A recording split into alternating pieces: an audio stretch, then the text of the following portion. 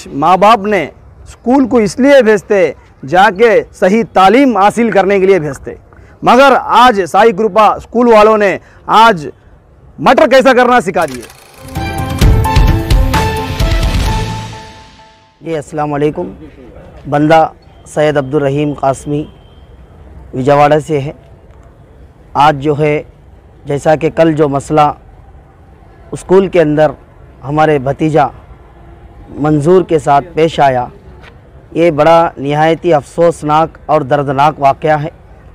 देखिए, स्कूल के अंदर बच्चों को जो भेजा जाता है वह तालीम हासिल करने के लिए भेजा जाता है, लेकिन अब जैसा जैसा ताख़ीर हो रही है, बहुत सारे बातें स्कूल के जानिब से और बच्चों के जानिब से भी सामने आ रही है।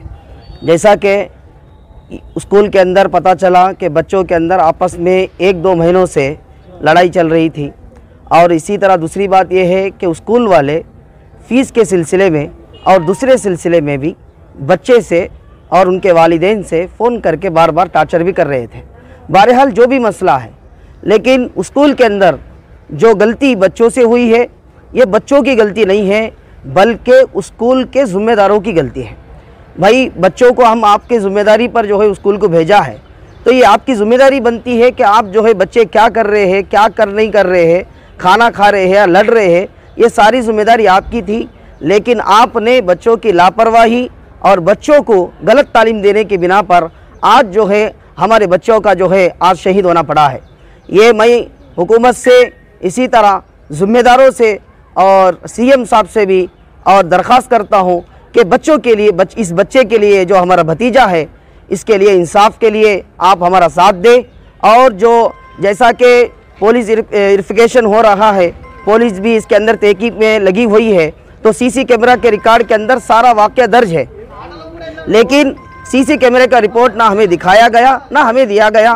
तो आपसे, हुकूमत से, इसी तरह तेलंगाना के पुलिसों से यही दरख्वास्त है कि हमारे भतीजे के साथ इंसाफ दिया जाए, और जो गुनहगार है, जो मुलजिम है, चाहे वो उसूल के ज़िम्मेदार हो, चाहे वो बच्चे ज़िम्मेदार हो, सख्त से सख्त जो है इनके ऊपर कार्रवाई करने का मैं मुतालबा करता हूँ। उम्मीद है कि हमारी दरख्वास्त पर जल्द से जल्द कार्रवाई करके हमारे पास जो है सही नतीजा आप पहुँचाएंगे। मेरा नाम सैयद अलीम, विजयवाड़ा से म्यूनसिपल कॉरपोरेशन कोऑप्शन नंबर बोल रहा हूँ। आज हैदराबाद में कृष्णा नगर में जो 10 साल का लड़का, 10-15 साल का लड़का 10वीं क्लास पढ़ रहा है, वो बच्चा साई कृपा जो स्कूल में पढ़ रहा है, आज माँ बाप ने स्कूल को इसलिए भेजते जाके सही तालीम हासिल करने के लिए भेजते, मगर आज साई कृपा स्कूल वालों ने आज मटर कैसा करना सिखा दिए, मटर कैसा होता सिखा दिए। यही क्या स्कूल में जो होना था, जो नहीं होना था, जो हुआ था, इस बात पे हम बहुत तकलीफ़ में हैं, क्योंकि कोई भी माँ बाप बच्चों को स्कूल को भेजते, शाम को बच्चा घर को आता, मैयत आने के टाइम पे वो लोग की तकलीफ़ मालूम होती है। आज इस संकट पे हम इंसाफ चाहते हैं। जो साई कृपा स्कूल है उसको सीज कर जो असल ये लड़ी क्यों आई, कौन मारा गया, कौन लड़ा गया, कौन किसको मारा गया, मारने से क्या हो गया, मंजूर जो बच्चा सैयद मंजूर है, उस बच्चों को इंसाफ, उसके माँ बाप को इंसाफ होना है। आज मैं वज़ीर आला केसीआर साहब, सीएम साहब से मैं गुजारिश करता हूँ, इन बच्चों को, इन फैमिली को इंसाफ दिलाइए आप। मैं असदुद्दीन ओवैसी ओल्ड सिटी के एमपी साहब ने, उनको भी मैं ये चाहता हूँ, इस बच्चों को, माँ बाप को इस बच्चे का इंसाफ चाहिए। वो स्कूल को सीज करा देते बोल के मैं चाहे दिल से गुजारिश करता हूँ।